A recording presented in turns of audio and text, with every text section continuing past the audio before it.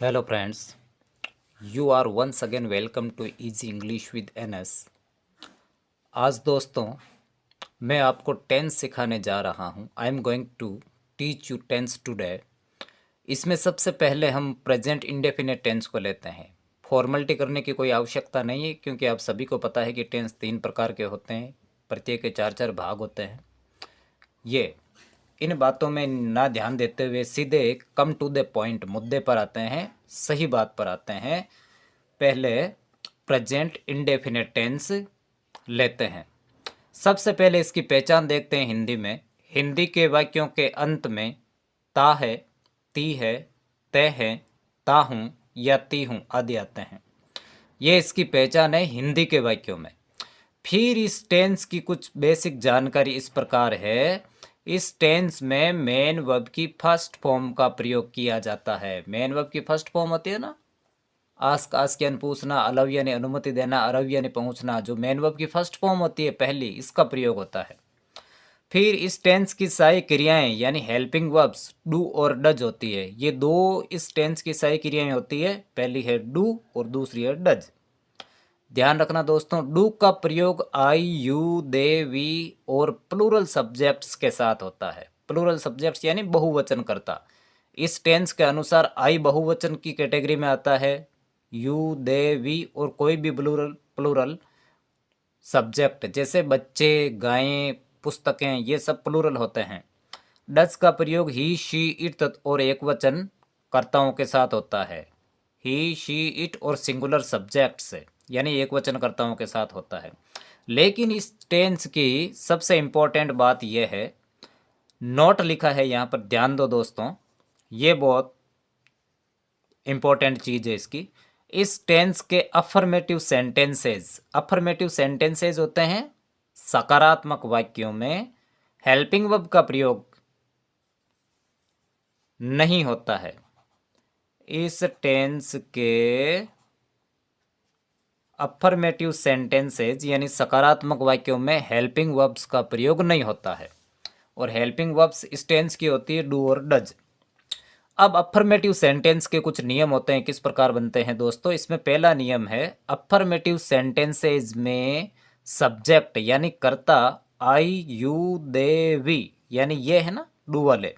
Affirmative sentences में कर्ता यदि आई, यू, दे, वी या प्लूरल हो तो केवल मेन वर्ब की फर्स्ट फॉर्म लगती है और सेंटेंस बन जाता है।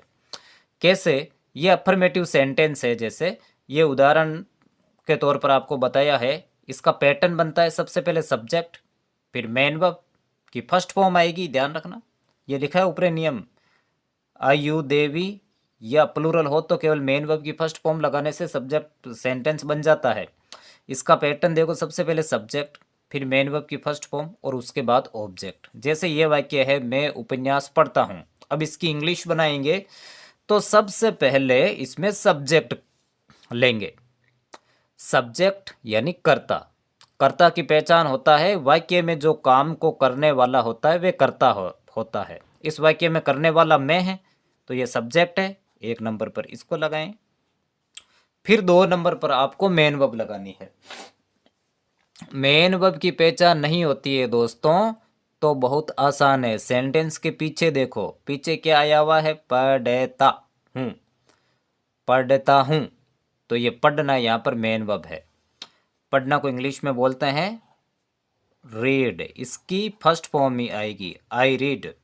फिर पीछे बचता है उपन्यास, ये हो जाएगा कर्म, यानी कर्ता जिस काम को करता है वो कर्म होता है। पढ़ता क्या है, उपन्यास, तो ये उपन्यास ऑब्जेक्ट है। अब ऑब्जेक्ट ये उपन्यास है तो हम सीधा नोवेल तो नहीं लिख सकते। क्यों? क्योंकि ये काउंटेबल नाउन है, गिनने योग्य संज्ञा है और यहाँ पर उपन्यास एक ही दिया हुआ है। यदि एक से ज़्यादा होता तो 2 उपन्यास पढ़ता हूँ या उपन्यास से पढ़ता हूँ ऐसा आता, लेकिन यहाँ पर ये एक ही उपन्यास है तो इससे पहले हम ए लगाएंगे, ए, और उपन्यास को इंग्लिश में बोलते हैं novel. I read A novel, ये सेंटेंस बन गया दोस्तों। ये अफर्मेटिव सेंटेंस के प्लूरल सब्जेक्ट का नियम है दोस्तों, केवल मेन वर्ब की फर्स्ट फॉर्म से बनता है। फिर ये अफर्मेटिव सेंटेंस का ही दूसरा नियम है, अफर्मेटिव सेंटेंसेस यानी सकारात्मक वाक्यों में कर्ता यदि ही, शी, इट या सिंगुलर हो यानी एक वचन हो तो मेन वर्ब के पीछे एस ई एस या आई ई एस लगता है। अब आपको ध्यान रखना है कि किसके पीछे एस लगेगा, किसके पीछे ई एस लगेगा और किसके पीछे आई ई एस लगेगा। इसका नियम आपको मैं बताता हूं। इसका पहला नियम है, यदि किसी वर्ब के पीछे O double S C H P H double Z X हो तो उसके पीछे ई एस लगेगा। जैसे ये वाक्य है, जैसे कि ये वाक्य है, राम विद्यालय जाता है। पैटर्न यही होगा दोस्तों, सब्जेक्ट फिर मेन वर्ब, इसके पीछे एस या ई एस और फिर ऑब्जेक्ट। तो इस वाक्य में सब्जेक्ट क्या है, काम को करने वाला राम है, ये राम। इसके बाद मुख्य क्रिया क्या है, पीछे देखो सेंटेंस के जाना, गो। अब गो के पीछे ओ है स्पेलिंग के पीछे दोस्तों देखो, और ये यहाँ पर नियम है, यदि किसी वर्ब के पीछे O double S C H P H double Z X हो तो ई एस लगेगा, तो इसके पीछे ई एस लगा देते हैं। राम गोज, पीछे स्कूल बचा तो इससे पहले टू आएगा। टू आएगा दोस्तों, ये प्रीपोजिशन है, जब हम किसी स्थान पर जाकर मिलते हैं तो वहाँ पर टू का प्रयोग होता है। तो राम गोज टू स्कूल, ये सेंटेंस बन गया। जैसे वह गाड़ी धकेलता है, ये वाक्य है, वह गाड़ी धकेलता है। इस सेंटेंस की अंग्रेजी बनाएंगे तो इसमें सब्जेक्ट है, कौन है दोस्तों, काम को करने वाला वह, इसको इंग्लिश में बोलते हैं ही। फिर मेन वर्ब लगाते हैं 2 नंबर पे, क्योंकि इसका रूल कहता है सबसे पहले सब्जेक्ट उसके बाद मेन वर्ब। अंग्रेजी में 2 नंबर पर काम आता है, ध्यान रखना दोस्तों। वह, ही, फिर मेन वर्ब है, इसमें धकेलना, धकेलना को बोलते हैं पुश, पुश। अब दोस्तों ये ध्यान रखो, पी यू एस एच है। अब यहाँ पर अगर आपको ये धर्म संकट आ जाए कि यहाँ पर एस लगेगा या ई एस लगेगा, तो यहाँ पर आपको ये नियम ध्यान रखना है, यदि किसी वर्ब के पीछे O double S C H P H double Z X हो तो ई एस लगेगा। तो यहाँ पर ये एस एच है, C H P H double Z S H भी इसमें शामिल है। तो यहाँ पर ही पुसेज, फिर गाड़ी, गाड़ी एक ही है तो ए कार्ट, ही पुसेज ए कार्ट। फिर इसके बाद में ये नियम आता है दोस्तों, यदि मेन वर्ब के पीछे वाई हो और वाई से पहले कॉन्सोनेंट हो तो वाई को हटाकर आई ई एस लगाते हैं। जैसे वह, ये वाक्य बनाते हैं हम, पतंग उड़ाता है, वह पतंग उड़ाता है, ये वाक्य है दोस्तों। इसकी आपको अंग्रेजी बनानी है, तो इस वाक्य की अंग्रेजी बनाने के लिए सबसे पहले इसमें सब्जेक्ट देखें, सब्जेक्ट क्या है, उड़ाने वाला कौन है, वह, इसको इंग्लिश में बोलते हैं ही। फिर मेन वर्ब, मेन वर्ब का यदि पता ना चले तो आपको सेंटेंस के पीछे देखो, पीछे क्या है, उड़ाता है, तो उड़ाता है ये उड़ाना से बना है, उड़ाना को बोलते हैं फ्लाई। अब फ्लाई की स्पेलिंग ये होती है दोस्तों एफ एल वाई, फ्लाई यानी उड़ाना। अब यहाँ पर ये नियम लगेगा, यदि मेन वर्ब के पीछे वाई हो, ये वाई है, और वाई से पहले कोई कॉन्सोनेंट हो, एल कॉन्सोनेंट है, तो वाई को हटाकर आई ई एस लगाएंगे। तो यहाँ पर वाई को हटाकर F L I E S, flies. फिर पतंग, ये काउंटेबल नाउन है और सिंगुलर नंबर है, एक वचन है, तो ही फ्लाइज ए काइट। ये अफर्मेटिव सेंटेंस का पूरा नियम होता है दोस्तों। यदि इनके अलावा कोई वाक्य बनाना हो तो बाकी में एस लगेगा। यदि आपको कंफ्यूजन होता है कहाँ एस लगेगा कहाँ ई एस लगेगा, तो यदि किसी वर्ब के पीछे O double S C H P H double Z X S H हो तो उसके पीछे ई एस लगेगा। यदि मेन वर्ब के पीछे वाई हो और वाई से पहले कॉन्सोनेंट हो तो आई ई एस लगेगा, बाकी सब के पीछे केवल एस लगेगा। जैसे वह प्रश्न पूछता है, ये वाक्य है, वह प्रश्न पूछता है। अब इसकी अंग्रेजी बनाएंगे दोस्तों तो इसमें देखेंगे कि सबसे पहले काम करने वाला कौन है, वह सब्जेक्ट, इसको पहले लिखेंगे ही। फिर इसमें हम मेन वर्ब देखेंगे, मेन वर्ब देखनी है तो भाई सेंटेंस के पीछे देखें। मेन वर्ब क्या है, पूछना, पूछना को बोलते हैं ए एस के आस्क। अब ये दोनों नियमों से अलग है दोस्तों, यानी पहला नियम कहता है वर्ब के पीछे O double S C H P H double Z X S H हो, इनमें से कुछ भी नहीं है, और ना ही पीछे वाई है, तो ये इन दोनों नियमों से अलग है, तो इसमें केवल एस लगेगा। He asked A question, he asked A question, ऐसे होता है दोस्तों।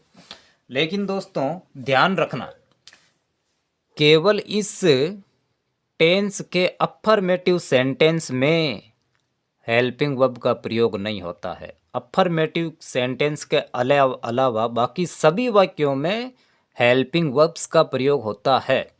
इस टेंस की हेल्पिंग वर्ब्स, जैसा कि आपको पता है मैंने ऊपर लिखवाया था, इस टेंस की हेल्पिंग वर्ब्स डू और डज होती है, लिखाया था मैंने दोस्तों। इस टेंस की हेल्पिंग वर्ब्स डू और डज होती है। डू का प्रयोग आई यू देवी तथा बहुवचनकर्ताओं के साथ होता है, और डज का प्रयोग ही शी इट तथा एक वचनकर्ताओं के साथ होता है। केवल अफर्मेटिव सेंटेंसेज में ही हेल्पिंग वर्ब का प्रयोग नहीं होता है। अब आपको यदि ये पता ना चले अफर्मेटिव सेंटेंस क्या होते हैं, तो इसका सीधा ध्यान रखना, जो वाक्य ना नकारात्मक हो, जिसमें यानी नोट का प्रयोग नहीं होता है, ना ही उसमें कोई प्रश्न पूछा जाता है, वो वाक्य होता है अफर्मेटिव। इसके बाद में यदि नेगेटिव सेंटेंस बनाएंगे दोस्तों, इसके बाद में यदि हम नेगेटिव सेंटेंस बनाते हैं तो उसमें हेल्पिंग वर्ब का प्रयोग होगा दोस्तों। जैसे कि हम यहाँ पर नेगेटिव सेंटेंस बनाते हैं, नेगेटिव सेंटेंस, इसका भी अपना एक पैटर्न होता है दोस्तों। नेगेटिव सेंटेंसेज, इनका पैटर्न होता है, सबसे पहले सब्जेक्ट, फिर हेल्पिंग वर्ब जो कि डू और डज है, इनमें से एक आएगी, यानी सब्जेक्ट प्लूरल है तो डू, अगर सब्जेक्ट सिंगुलर है तो डज। फिर क्योंकि सेंटेंस नेगेटिव है इसलिए नोट का प्रयोग, फिर मेन वर्ब की फर्स्ट फॉर्म का प्रयोग, और फिर ऑब्जेक्ट। ये नेगेटिव सेंटेंस इस प्रकार बनता है। जैसे कि हम पहला वाक्य बनाते हैं कि वह खाना नहीं पकाती है, वह खाना नहीं पकाती है। इस सेंटेंस की इंग्लिश बनाएंगे दोस्तों, तो हम सबसे पहले सब्जेक्ट देखेंगे दोस्तों, आएंगे तो इसमें सबसे पहले सब्जेक्ट देखेंगे। सब्जेक्ट है इसमें वह, और वह को इंग्लिश में बोलते हैं ही।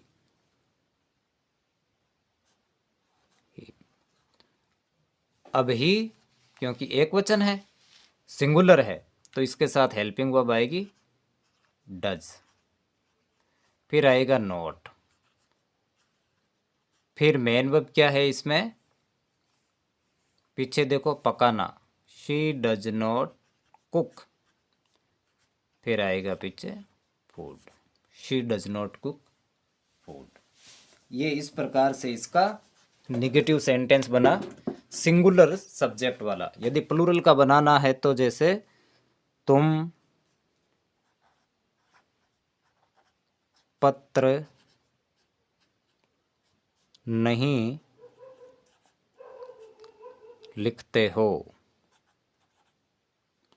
तुम पत्र नहीं लिखते हो।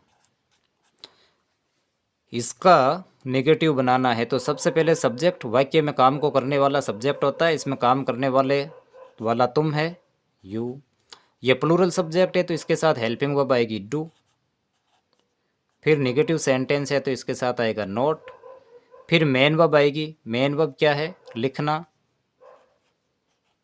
राइट, फिर ऑब्जेक्ट आएगा, यानी सब्जेक्ट करता क्या लिखता है क्या नहीं लिखता है, तो पत्र, ये काउंटेबल है, और सिंगुलर नंबर है यानी गिनने योग्य है और एक वचन है तो ए लेटर। इस प्रकार से इसके नेगेटिव बनते हैं दोस्तों। फिर इनके बाद में आते हैं इंटेरोगेटिव सेंटेंसेस यानी प्रश्नवाचक वाक्य। ये कैसे बनते हैं दोस्तों? ये भी बनाने बहुत इजी हैं। इनका पैटर्न होता है, सबसे पहले देखें, सबसे पहले हेल्पिंग वर्ब यानी डू और डज में से, फिर आएगा सब्जेक्ट, फिर आएगी मेन वर्ब की फर्स्ट फॉर्म और उसके बाद आएगा ऑब्जेक्ट और फिर सेंटेंस के अंत में साइन ऑफ इंटेरोगेशन यानी प्रश्नवाचक चिन्ह। जैसे ये वाक्य है, क्या तुम क्रिकेट खेलते हो?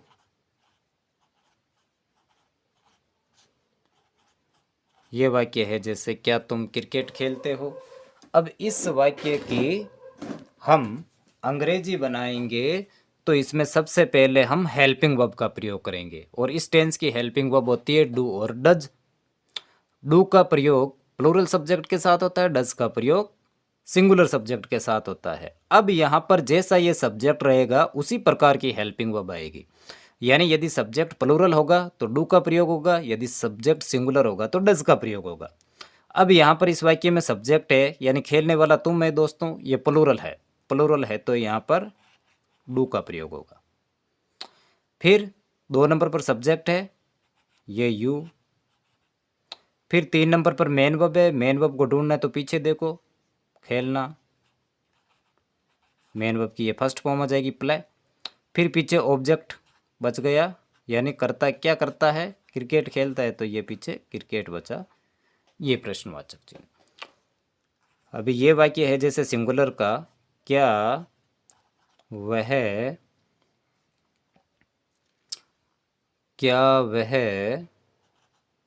पानी पीती है? क्या वह पानी पीती है? इस सेंटेंस की अंग्रेजी बनाते हैं दोस्तों तो सबसे पहले हेल्पिंग वर्ब लेते हैं और इस टेंस की हेल्पिंग वर्ब होती है डू और डज। इसका प्रयोग करेंगे हम इस सब्जेक्ट के अनुसार, यानी इस वाक्य में जो सब्जेक्ट होता है उसी के अनुसार इस हेल्पिंग वर्ब का प्रयोग होगा। अब यहाँ पर सब्जेक्ट है वह, ये सिंगुलर है यानी एक वचन है तो यहाँ पर प्रयोग करेंगे हम डज का, डज। ये हेल्पिंग वर्ब आ गई। फिर 2 नंबर पर सब्जेक्ट है यहाँ पर वह है तो शी, फिर लगाएंगे मेन वर्ब, मेन वर्ब को ढूंढना है तो वाक्य के पीछे देखो ड्रिंक पीना, इसकी फर्स्ट फॉर्म आएगी डज शी ड्रिंक, फिर पीछे क्या बचा पानी, तो ये बन गया। इस प्रकार के सेंटेंस आप में से अधिकांश लोग वोट से बनाते हैं जो कि गलत होता है, ध्यान रखना। वोट का सेंटेंस वही बनेगा जिस वाक्य के बीच में क्या होता है वो सेंटेंस वोट से बनता है। यदि किसी वाक्य के प्रारंभ में हमको क्या मिलता है तो वो सेंटेंस हमेशा मेन वर्ब की फर्स्ट मेन वर्ब, तो वे सेंटेंस हमेशा हेल्पिंग वर्ब से बनेगा। इफ वी फाइंड क्या in Hindi subject at the beginning of the sentence will be made with helping verb putting at the beginning of the sentence, यानी वाक्य के प्रारंभ में हेल्पिंग वर्ब को रखकर सेंटेंस बनाएंगे। तो इसके बाद में जो हम सेंटेंस बनाते हैं वो है WH वर्ड से बनने वाले WH वर्ड ग्रुप के सेंटेंस। ये इन वाक्यों का पैटर्न बिल्कुल आसान होता है दोस्तों। क्या होता है, सबसे पहले WH वर्ड आता है, सबसे पहले WH वर्ड और फिर इसके बाद में इंटरोगेटिव का पैटर्न इसके पीछे जुड़ जाता है, यानी फिर हेल्पिंग वर्ब जो कि सेंटेंस की डू और डज होती है, फिर सब्जेक्ट, फिर मेन वर्ब की फर्स्ट फॉर्म और फिर आएगा ऑब्जेक्ट और at the end of the sentence the sign of interrogation, यानी वाक्य के अंत में प्रश्नवाचक चिन्ह।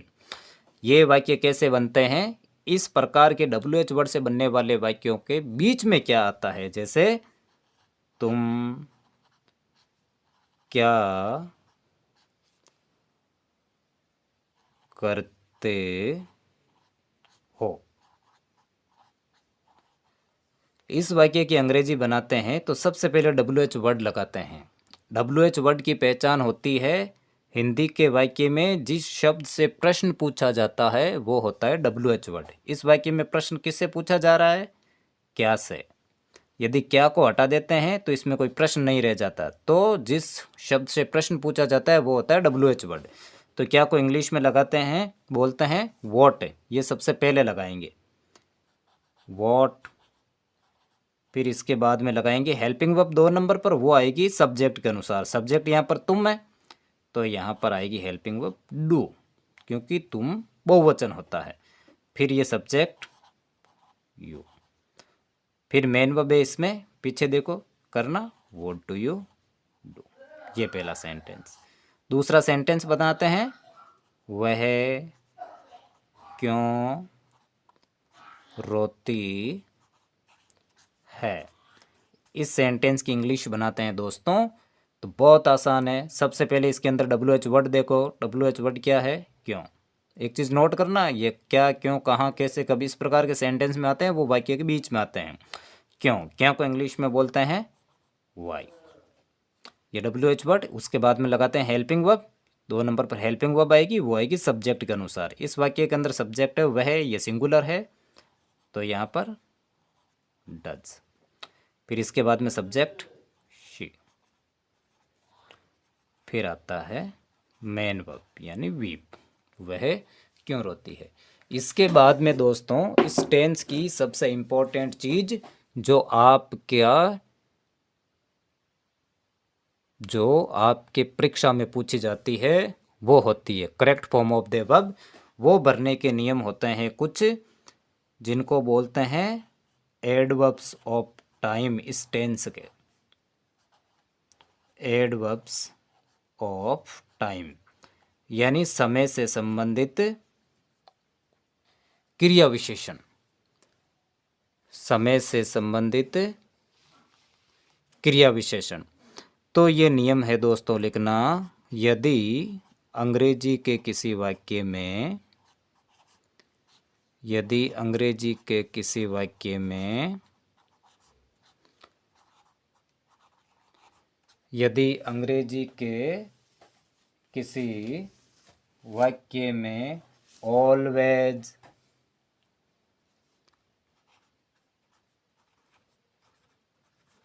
यदि अंग्रेजी के किसी वाक्य में ऑलवेज, ऑफन, यदि अंग्रेजी के किसी वाक्य में always, often, sometimes,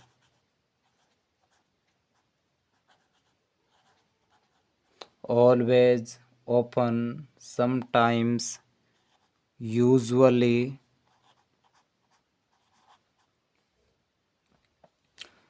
generally,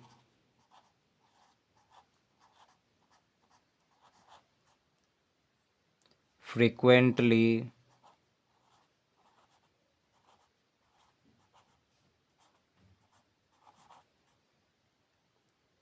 seldom,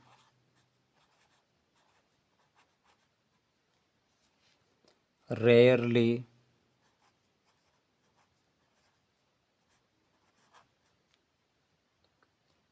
never,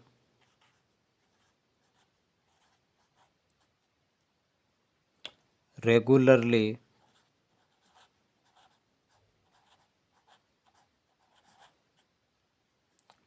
daily, occasionally,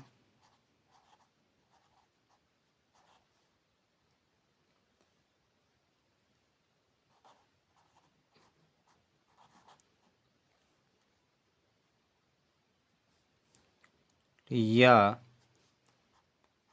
in the morning, evening,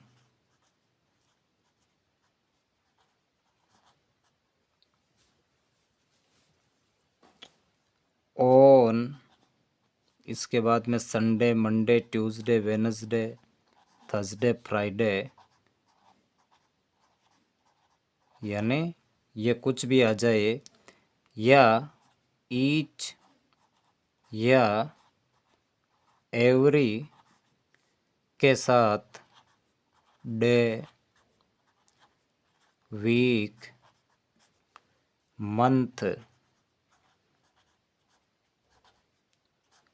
year, यानी ये समय आता है, या वंस या twice in a week, month या ईयर आदि हों तो वह वाक्य प्रेजेंट सिंपल टेंस का होता है। हो तो वह वाक्य प्रेजेंट सिंपल टेंस का होता है।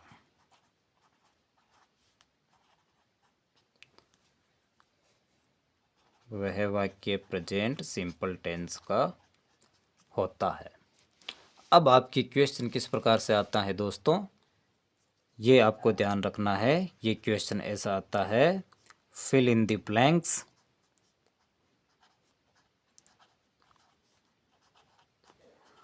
fill in the blanks with correct form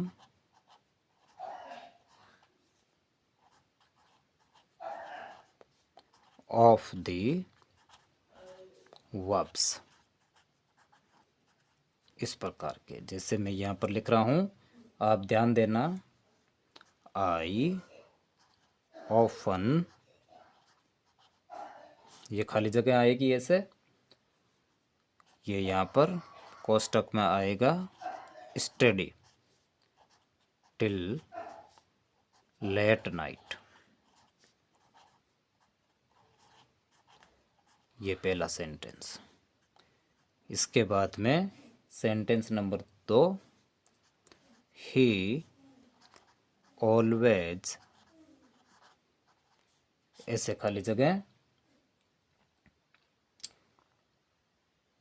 he always wear, he always wear a loose shirt. ये दूसरी। फिर इसके बाद में जैसे तीसरी खाली जगह, इस प्रकार से ब्लैंक स्पेस आ गई। द खाली जगह not attend the class regularly.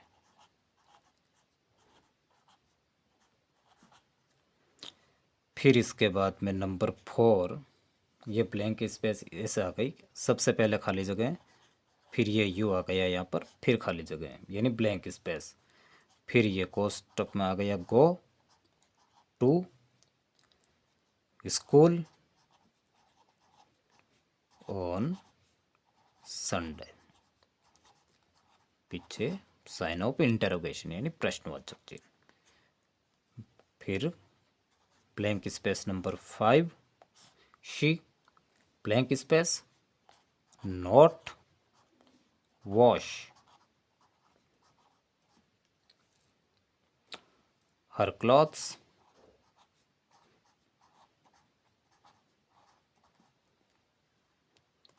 in the evening।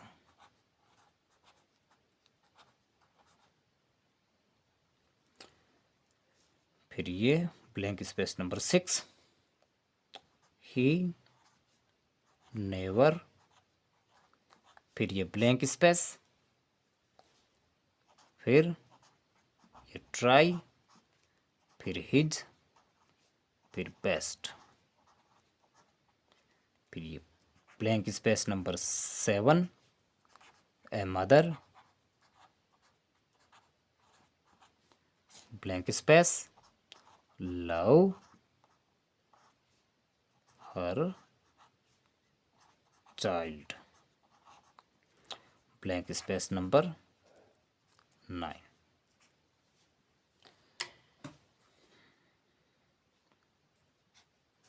The sun जगह set in the east। इस प्रकार से आ जाए दोस्तों। तो अब ये आपको ध्यान रखना है। सबसे पहले ये जल्दी से पढ़ लेते हैं। यदि अंग्रेजी के किसी वाक्य में always, often, sometimes, usually, generally, frequently, seldom, rarely, never, regularly, daily, occasionally, in the morning, in the evening, या on Sunday, on Monday, on Tuesday, on Wednesday, on Thursday, on Friday, on Saturday, या each day, each week, each month, each year, या every day, every week, every month, every year, या once in a week, in once in a month, once in an year, in a year, twice in a week, twice in a month, twice in a year आदि हो तो वे वाक्य present simple tense का होता है। यानी उस यदि किसी सेंटेंस के अंदर इनमें से कोई वर्ड आपको दिखाई दे, यानी एडवर्ब ऑफ टाइम आपको दिखाई दे, तो वह वाक्य प्रेजेंट सिंपल टेंस का होता है। ऐसे क्वेश्चन आएगा, fill in the blanks with correct form of the verb. ये वाक्य है जैसे I often study till late night. इस सेंटेंस के अंदर ये आया हुआ है ऑफन। ऑफन इनमें से है तो इसका मतलब ये सेंटेंस प्रेजेंट सिंपल टेंस का है। अब इनकी ये ब्लैंक स्पेस कैसे भरते हैं, इनको ध्यान रखना दोस्तों। जैसे कि मैं यहाँ पर आंसर लिख देता हूँ, आंसर नंबर 1। अब ऐसे आपको ब्लैंक स्पेस भरने हैं तो आपको सबसे पहले सेंटेंस देखने हैं। सेंटेंस इसीलिए मैंने आपको सेंटेंस बनाने बताए थे पहले। प्रेजेंट सिंपल टेंस का नियम क्या कहता है, शुरू से यदि देखें तो प्रेजेंट सिंपल टेंस के सिंपल अफर्मेटिव सेंटेंसेज यानी साधारण वाक्यों में हेल्पिंग वर्ब्स का प्रयोग नहीं होता है। हेल्पिंग वर्ब्स होती है डू और डज। प्रेजेंट सिंपल टेंस के अफर्मेटिव सेंटेंस में हेल्पिंग वर्ब का प्रयोग नहीं होता है। अब क्या ये वाक्य, ये सेंटेंस अफर्मेटिव है? देखते हैं। नोट नहीं आया हुआ है कहीं पर भी, और ना ही पीछे प्रश्नवाचक चिन्ह है। यदि पीछे प्रश्नवाचक चिन्ह होता है तो वो वाक्य प्रश्नवाचक यानी इंटरोगेटिव सेंटेंस होता है। यदि वाक्य के अंदर नोट होता है तो वो निगेटिव होता है। ये दोनों ही इसमें नहीं, इन दोनों की एब्सेंस है, तो इसका मतलब ये सेंटेंस अफर्मेटिव है। अफर्मेटिव सेंटेंस है तो इसमें या तो मेन वर्ब की फर्स्ट फॉर्म का प्रयोग करेंगे या मेन वर्ब की फर्स्ट फॉर्म के पीछे एस, ई एस या आई ई एस का प्रयोग करेंगे। अब यहाँ पर सब्जेक्ट देखते हैं। सबसे पहले हमें पता चल गया कि वाक्य अफर्मेटिव है, तो इसका सबसे पहले सब्जेक्ट देखते हैं। सब्जेक्ट आई है, आई प्लूरल की कैटेगरी में आता है। तो इस टेंस के साधारण वाक्यों में यानी अफर्मेटिव सकारात्मक सेंटेंसेस में यदि subject I, you, they, we या प्लूरल हो तो केवल मेन वर्ब की फर्स्ट फॉर्म आती है। तो इसमें ये मेन वर्ब की फर्स्ट फॉर्म वापस आ जाएगी, आई स्टडी। सेंटेंस नंबर 2 देखते हैं। He always wear a loose shirt. इसमें ये ऑलवेज आया हुआ है जो कि इस प्रेजेंट सिंपल टेंस की पहचान है, आइडेंटिटी है। तो ये पता चल गया हमको ये प्रेजेंट सिंपल टेंस का वाक्य है। उसके बाद में हम देखते हैं कि ये सेंटेंस कौन सा है, यानी सिंपल अफर्मेटिव सेंटेंस है, निगेटिव है, इंटरोगेटिव है या इंटरोगेटिव निगेटिव है। तो सबसे पहले इसमें नोट नहीं है तो ये नेगेटिव तो नहीं है, पीछे प्रश्नवाचक चिन्ह नहीं है, साइन ऑफ इंटरोगेशन नहीं है, तो ये इंटरोगेटिव भी नहीं है। तो इसका मतलब ये सिंपल सेंटेंस है, ना नोट है ना इसमें प्रश्न है, तो ये सिंपल सेंटेंस है यानी अफर्मेटिव सेंटेंस है। अफर्मेटिव सेंटेंस है। उसके बाद में सब्जेक्ट देखो, सब्जेक्ट है ही, सिंगुलर सब्जेक्ट है। तो सिंगुलर सब्जेक्ट का हमारा नियम है कि यदि प्रेजेंट सिंपल टेंस का सिंगुलर सेंटेंस अफर्मेटिव सेंटेंस में सब्जेक्ट यदि ही, शी, इट या सिंगुलर हो तो उसमें मेन वर्ब के पीछे एस, ई एस या आई ई एस लगाते हैं। ये यहाँ पर आर है पीछे तो इसमें केवल एस लगेगा। He wears a loose shirt. फिर सेंटेंस नंबर 3 देखते हैं, they not attend the class regularly. ये पीछे आया हुआ रेगुलरली, इसका मतलब ये सेंटेंस है प्रेजेंट सिंपल टेंस का या प्रेजेंट इंडेफिनेट टेंस का। एक ही बात चीज़ है दोस्तों, चाहे प्रेजेंट सिंपल टेंस कहो चाहे प्रेजेंट इंडेफिनेट टेंस कहो। अब दोस्तों इस सेंटेंस के हम अंत में देखते हैं, यहाँ पर रेगुलरली आया हुआ है, तो ये सेंटेंस प्रेजेंट इंडेफिनेट टेंस का है। उसके बाद में देखें ये सेंटेंस कौन सा है, नोट वाला, निगेटिव वाला है। तो निगेटिव में तो दोस्तों हेल्पिंग वर्ब का प्रयोग होता है, वो होता है सब्जेक्ट के अनुसार। सब्जेक्ट प्लूरल हो तो डू का प्रयोग, यदि सब्जेक्ट सिंगुलर हो तो डज का प्रयोग। यहाँ पर ये दे प्लूरल है तो इसमें हेल्पिंग वर्ब आएगी डू। फिर नेगेटिव सेंटेंस है तो नोट। फिर मेन वर्ब है यहाँ पर अटेंड, मेन वर्ब की फर्स्ट फॉर्म। पहले लिखाया था मैंने इस टेंस में मेन वर्ब की फर्स्ट फॉर्म का प्रयोग होता है, ध्यान रखना दोस्तों। फिर है number 4, blank space you blank space go to school on Sunday. ये यहाँ पर दोस्तों ऑन संडे आया हुआ है। ऑन संडे आया हुआ है तो इसका मतलब ये वाक्य प्रेजेंट सिंपल टेंस का ही है, क्योंकि ये यहाँ पर इसकी पहचान लिखाई हुई है, on Sunday on Monday. On Sunday आया हुआ है तो ये प्रेजेंट इंडेफिनेट टेंस का ही सेंटेंस है। इसके बाद में सेंटेंस है कौन सा, पीछे साइन ऑफ इंटेरोगेशन आया हुआ है तो इसका मतलब ये इंटेरोगेटिव सेंटेंस है। तो इंटेरोगेटिव सेंटेंस में तो हेल्पिंग वर्ब का प्रयोग होता है दोस्तों। अब हेल्पिंग वर्ब लगाएंगे हम सब्जेक्ट के अनुसार। सब्जेक्ट यू प्लूरल है तो यहाँ पर हेल्पिंग वर्ब डू आएगी। फिर इस टेंस में मेन वर्ब की फर्स्ट फॉर्म का प्रयोग होता है दोस्तों, तो ये मेन वर्ब की फर्स्ट फॉर्म गो। ये मैंने लिखवाया आपको, इस टेंस में मेन वर्ब की फर्स्ट फॉर्म का प्रयोग होता है। फिर नंबर 5 देखते हैं दोस्तों, number 5, she blank space not wash her clothes in the evening. ये पीछे आया हुआ है इन द इवनिंग, तो इसका मतलब ये सेंटेंस प्रेजेंट इंडेफिनेट टेंस का है। प्रेजेंट इंडेफिनेट टेंस का है। इसके बाद में सेंटेंस देखते हैं, सेंटेंस कौन सा है, ये नोट आया हुआ है तो ये सेंटेंस है निगेटिव। निगेटिव सेंटेंस में क्या हेल्पिंग वर्ब का प्रयोग होता है दोस्तों, बिल्कुल होता है। केवल अफर्मेटिव सेंटेंस में ही हेल्पिंग वर्ब्स का प्रयोग नहीं होता है, बाकी सभी सेंटेंस में हेल्पिंग वर्ब का प्रयोग होता है। तो हेल्पिंग वर्ब का प्रयोग दोस्तों हम सब्जेक्ट के अनुसार करते हैं। यहाँ पर सब्जेक्ट यदि एक वचन हो यानी सिंगुलर हो तो डज का प्रयोग, यदि प्लूरल हो तो डू का प्रयोग। यहाँ पर शी सिंगुलर है तो यहाँ पर डज का प्रयोग करेंगे दोस्तों, शी डस। फिर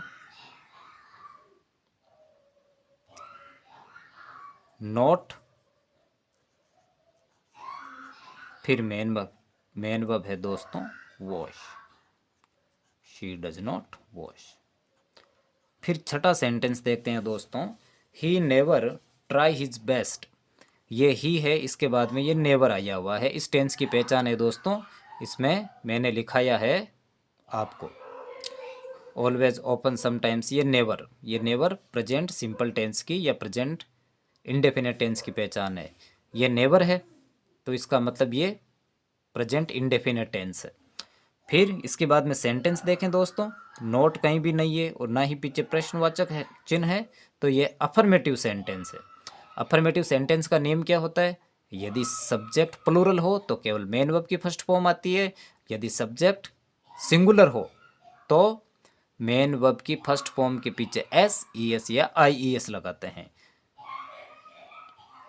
उसके दो नियम लगाए हुए हैं दोस्तों, दो में से ये एक नियम आता है लास्ट वाला जो लिखा था, यदि किसी वर्ब के पीछे वाई हो, यदि किसी मेन वर्ब के पीछे वाई हो, वाई से पहले एक कॉन्सोनेंट हो, तो पीछे के वाई को हटाकर आई ई एस लगाते हैं, ये ट्राइज।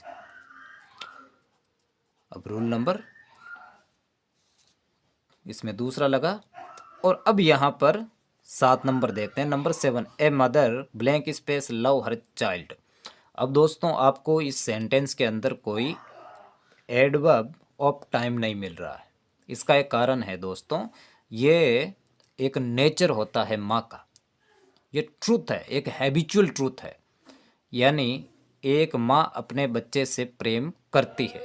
ये सेंटेंस है जो सनातन यानी जब से सृष्टि की रचना हुई तब से ऐसा होता आ रहा है। इसीलिए इस प्रकार के सेंटेंस हमेशा मेन वर्ब ये प्रेजेंट इंडेफिनिट टेंस में ही रहते हैं। यदि इसमें अगर हम कोई फेरबदल करेंगे तो ये सच्चाई से हट जाएगा। जैसे पास्ट में ले जाएंगे तो इसका मतलब हो जाएगा कि माँ अपने बच्चे से प्रेम करती थी, तो इसका मतलब अब नहीं करती है, जो कि गलत होता है।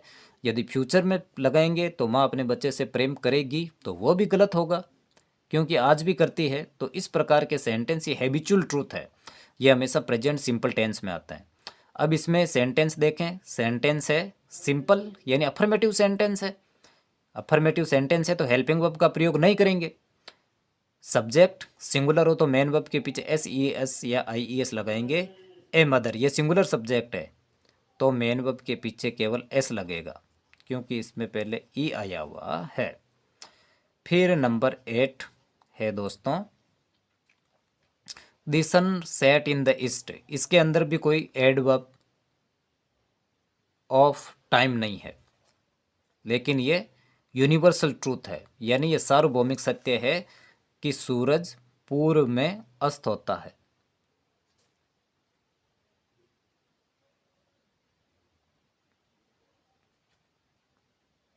तो ये यूनिवर्सल ट्रूथ है, इसलिए प्रेजेंट सिंपल टेंस में आएगा। फिर ये सेंटेंस है अफर्मेटिव, ये अफर्मेटिव सेंटेंस है, तो इसमें यदि सब्जेक्ट सिंगुलर है तो मेन वर्ब के पीछे एस लगेगा।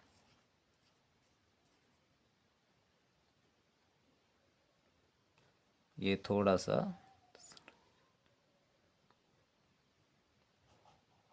इसको वेस्ट करना दोस्तों, थोड़ा। The sun sets in the west, rises in the east and sets in the west. तो ये यहाँ पर सब्जेक्ट सिंगुलर है तो पीछे एस लगेगा दोस्तों। इस प्रकार से correct form of the verb बढ़ते हैं दोस्तों। आई होप कि ये आपको पसंद आया हुआ होगा। आप हमारे channel easy English with NS को सब्सक्राइब करें। हम आपको और भी correct form of the verb कैसे बढ़ते हैं सभी टेंस की बताएंगे, और इसके अलावा पूरी ग्रामर 10th क्लास 6 से लेकर 10th क्लास की पूरी ग्रामर आपको बताएंगे। लेकिन आप हमारे चैनल को सब्सक्राइब करें और हमारे चैनल को लाइक करें। Thank you.